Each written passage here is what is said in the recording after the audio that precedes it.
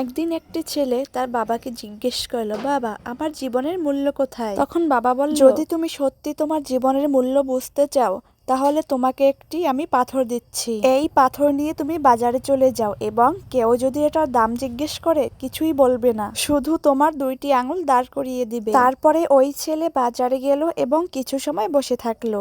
কিছু সময় পরেই একটা বৃদ্ধ মহিলা তার পাশে আসলো এবং ওই পাথরের দাম জিজ্ঞেস করলো। ছেলেটা তখন একদমই চুপ ছিল। সে তখন কিছুই বলল না, শুধু তার দুইটি আঙুলে দাঁড় করিয়ে দিল। তখন ওই বৃদ্ধ মহিলা বলল, 200 টাকা? ঠিক আছে, এই পাথরটাকে আমি তোমার কাছ থেকে ক্রয় করে নিব। তখন ওই বাচ্চাটা একেবারে অবাক হয়ে গেল। তখন মনে মনে ভাবতে লাগলো, একটি পাথরের দাম 200 টাকা। সে দ্রুত তার বাবার কাছে গেল এবং তার বাবাকে বলল, বাবা, বাজারে আমি একটি বৃদ্ধ মহিলাকে পেয়েছিলাম। সে এই পাথরটার জন্য 200 টাকা দিতে চেয়েছিল। তখন বাবা বলল, এবার পাথরটিকে তুমি জাদুঘরে নিয়ে যাও।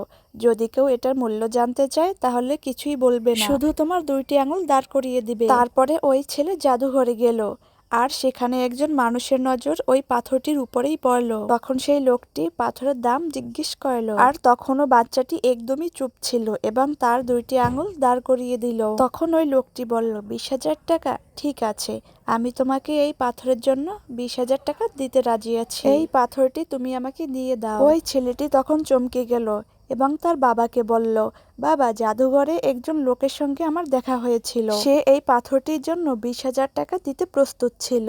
তখন ছেলেটিকে তার বাবা বলল, আমি এখন তোমাকে শেষ জায়গায় পাঠাতে যাচ্ছি আর এখন তোমাকে যেতে হবে মূল্যবান পাথরের দোকানে। আর সেখানেও যদি এটার দাম জানতে চাই তুমি কিছুই বলবে না, তুমি শুধু তোমার দুটি আঙুল দাঁড় করিয়ে দিবে।